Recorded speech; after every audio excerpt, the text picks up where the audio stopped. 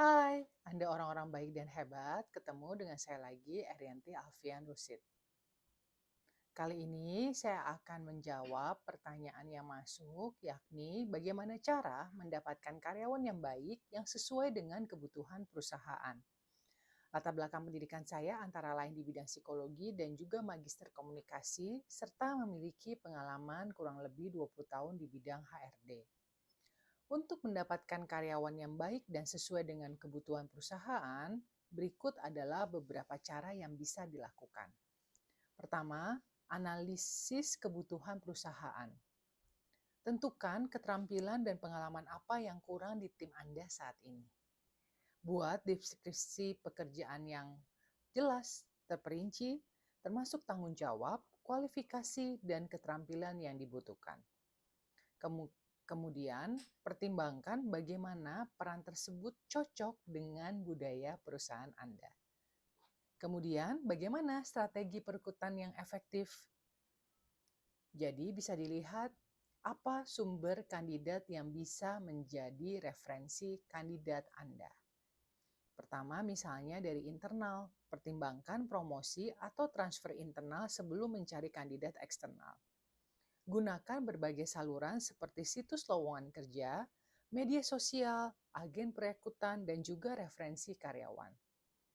Hadiri acara industri dan pameran karir untuk bertemu dengan calon karyawan potensial.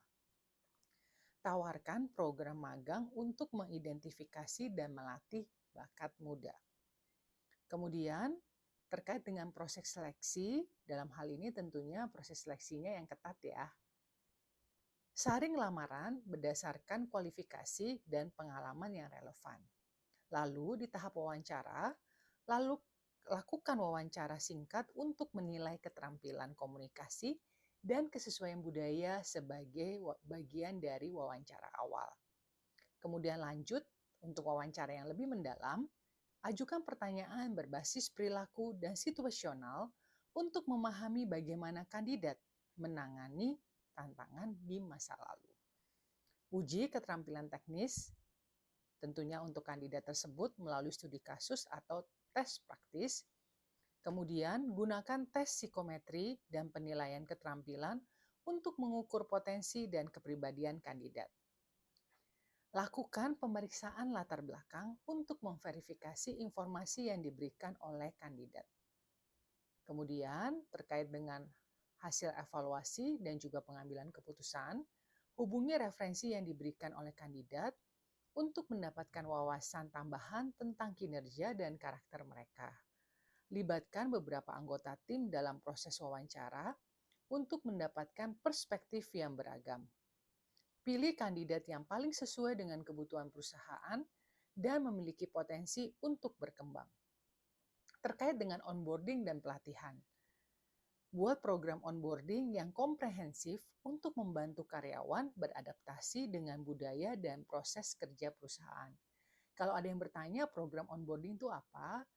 Ini adalah terkait program ketika seorang karyawan baru di hari pertamanya ngapain aja. Oke?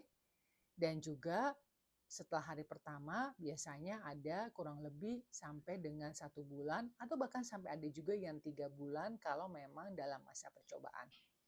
Kemudian terkait dengan pelatihan, sediakan pelatihan yang berkelanjutan untuk meningkatkan keterampilan dan pengetahuan karyawan.